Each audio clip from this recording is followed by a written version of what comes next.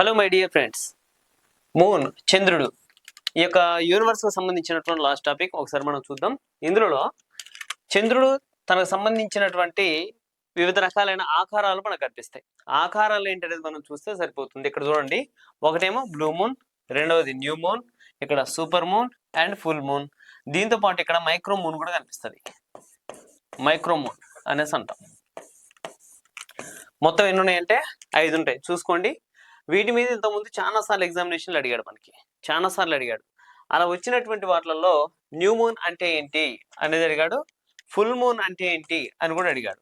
కాబట్టి ఇక్కడ ఉన్నటువంటి మూన్స్ కు సంబంధించి వాటి ఆకారాలు ఒకసారి చూడండి, మీకు ఒక ఐడియా వస్తుంది. ఇది ఫుల్ మూన్. ఈ ఫుల్ మూన్ అనగానే చూడండి ఎంత ప్రకాశవంతంగా ఫుల్గా కనిపిస్తుంది. ఇది ఫుల్ మూన్. ఇట్లా మనకు ప్రకాశవంతంగా కనిపిస్తుంది. ఇది మనకి నెలకు ఒకసారి కనిపిస్తుంది, మంత్లీ 1 టైం, ఓన్లీ 1 టైం మాత్రమే ఈ ఫుల్ మూన్ అనేది మనకు కనిపిస్తుంది. చూడండి ఎంత బాగుందో. సూపర్ మూన్ అనేసి అంటాం. మనకు ఆల్రెడీ భూమికి చంద్రుడికి మధ్య రొటేషన్ తిరిగేటప్పుడు ఇది అర్థం అనుకోండి, ఇది మూన్, ఇదేమో దూరం, ఇదేమో దగ్గర కలిగినటువంటిది. ఓకేనా? ఇది అపోజీ అనేసి అంటాం, అపోజీ. ఇది పరోజీ. పరోజీ అంటే పక్కన, అపోజీ అంటే అక్కడ అని చెప్పుకున్నాం కదా. ఇది అపోజీ దూరంగా ఉంది, పరోజీ పక్కన ఉంది.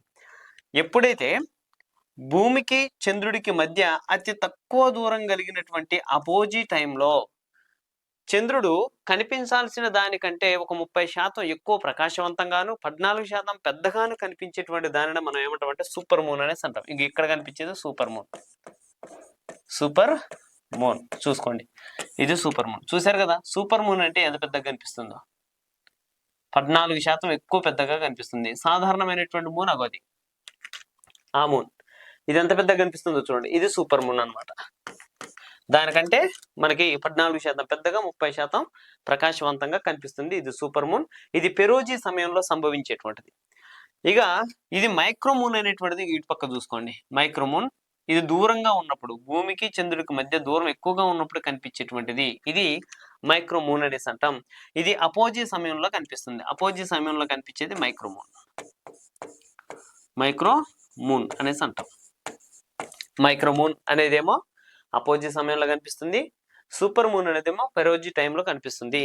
ఈ రెండే సూపర్ మూన్, మైక్రోమూన్ అనేసి అంటాం. ఇవి ఇట్లా మనకు కనిపిస్తే చూసుకోండి, ఇంత పెద్దగా ఉంది, ఇది చిన్నగా కనిపిస్తుంది. 2 వేరియేషన్స్ మనకి ఇక్కడ. ఇక నెక్స్ట్ వన్ న్యూ మూన్.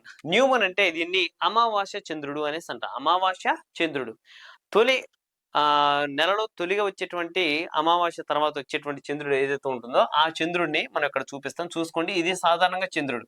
కానీ చంద్రుడు అంతా అమావాస్య ప్రభావం వల్ల మనకేమవుతుందంటే మూసివేయబడి అప్పుడే చంద్రుడు కొత్తగా జన్మిస్తూ ఉంటాడు అనమాట, కొత్తగా వస్తూ ఉంటుంది అనమాట. అలా వచ్చేటప్పుడు ఇక్కడ చూసుకోండి ఎంత ప్రకాశవంతంగా రావడం జరుగుతుంది. ఇట్లా దక్షిణ భాగంలో, అలా దక్షిణ భాగంలో ప్రకాశవంతంగా ప్రారంభమై మనకి చంద్రుడు కొత్తగా కనిపిస్తాడు. అందుకే దీన్ని కొత్త చంద్రుడు అనేసి అంటాం, కొత్త చంద్రుడు. అందుకే దీన్ని న్యూ మూన్ అనే పేరుతో మనం పిలవడం జరుగుతుంది. ఇక నెక్స్ట్ వన్ బ్లూ మూన్ అనేసి అంటాం.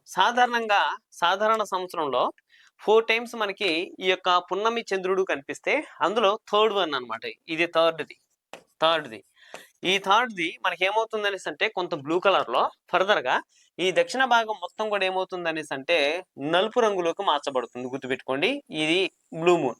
బ్లూ మూన్ అనేటువంటిది దక్షిణ భాగం అంతా నలుపులోకి వెళ్ళిపోయి పై భాగం బ్లూ కలర్ లో మనకు కొంత కనిపిస్తుంది. అలా దక్షిణ భాగం అంతా నలుపుగా మనకు కనిపించుకోకుండా కటిక చీకటి భాగంగా మనకు ఉండేటువంటి దాన్ని బ్లూ మూన్ అనేసి అంటాం. ఇట్లా బ్లూ మూన్, ఇది new moon, super moon and micro moon and మనకు వచ్చేసి ఫుల్ మూన్ అనేసి అంటాం. వీటిని ఒకసారి ఇక్కడ చూడండి, ఇగో ఇవే వాటికి సంబంధించి. ఇది సూపర్ మూన్ అనేసి అంటాం. సూపర్ మూన్ అంటే ఏమనుకో మనం పెరోజీ సమయంలో భూమికి దగ్గరగా వచ్చేటువంటి చంద్రుడు. ఇది 30% ప్రకాశవంతంగా, 14% పెద్దగా కనిపిస్తుంది. అట్ లాస్ట్ మనం చూసింది ఇదే. చూసారు కదా, 2 పెద్ద పెట్టుకున్నాం మనం వాటికి సంబంధించి. ది ఫస్ట్ రిచర్డ్ నోల్ అనేటువంటి సైంటిస్ట్ 1979 సంవత్సరంలో సూపర్ మూన్ అనేటువంటి పదాన్ని కనుక్కునడం జరిగింది. ఓకేనా, అది కనుక్కున్నాక ఆ వ్యక్తి చెప్పడం జరిగింది. ఇక నెక్స్ట్ మైక్రో మూన్ అనేసి అంటే ఈ మూన్ సూర్యుడికి భూమికి చంద్రుడికి మధ్య దూరంగా ఉన్నటువంటి అపోజిట్ సమయంలో మనకు సంభవిస్తుంది. ఇక అదే దూరం కాబట్టి కొంత చిన్నగా కనిపిస్తాడు. అదే మైక్రో అనేసి అంటే మైక్రో సమయం అంటే మైక్రో మూన్ గా దాన్ని పిలుస్తాం. ఇది భూమికి దూరంగా ఉండేటువంటి చంద్రుడిగా మనం చెప్పుకోవచ్చు. ఇది మైక్రో మూన్ అనేసి అంటాం.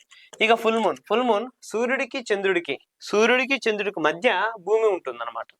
సూర్యుడికి చంద్రుడికి మధ్య భూమి ఉన్నప్పుడు పూర్తి ప్రకాశవంతంగా కనిపించేటువంటి పున్నమి చంద్రుడిని మనం ఏమంటామంటే ఫుల్ మూన్ అనేసి అంటాం. మనం ఇక్కడ చూసినాం కదా, ఇగో ఇది ఫుల్ మూన్ అనేసి అంటే ఇటు పక్కనేమో సూర్యుడు, ఇటు పక్క చంద్రుడు, మధ్యలో మనం ఉండాలి భూమి.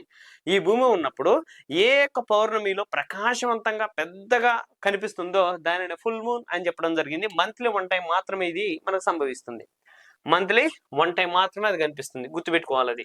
ఇక న్యూ మూన్ అంటే అమావాస్య చంద్రుడు. అమావాస్య తర్వాత మనకు కనిపించేటువంటి తొలి నెలవంక అనేసి అంటాం కదా, ఆ నెలవంక చంద్రుడినే మనం ఏమంటామంటే న్యూ మూన్. అంటే కొత్తగా వస్తున్నాడు కాబట్టి న్యూ మూన్ అనేసి అంటాం. ఇక్కడ చూసుకోండి, కొత్తగా వస్తున్నట్టు మీకు కనిపిస్తుంది కూడా. ఇక్కడ చూసుకోండి, కొత్తగా వస్తుంది న్యూ మూన్, మొత్తం కూడా వెళ్ళిపోయింది, ఇక మళ్ళీ స్టార్ట్ అవుతుంది. అందుకే న్యూ మూన్, కొత్త చంద్రుడు అనే పేరుతో మనం దీన్ని పిలవడం జరుగుతుంది. ఇక బ్లూ మూన్ ఒక సంవత్సరంలో ఉపవిభాగాలలో కనిపించేటువంటి అదనపు పౌర్ణమి ఏదైతే ఉందో ఆ అదనపు పౌర్ణమిలో ఒక సీజన్ లో 4 అన్నింటిని కలిపితే అందులో వచ్చేటువంటి వాటిల్లో 3వది ఏదైతే ఉందో ఆ పౌర్ణమినే మనం బ్లూ మూన్ అని చెప్తాం.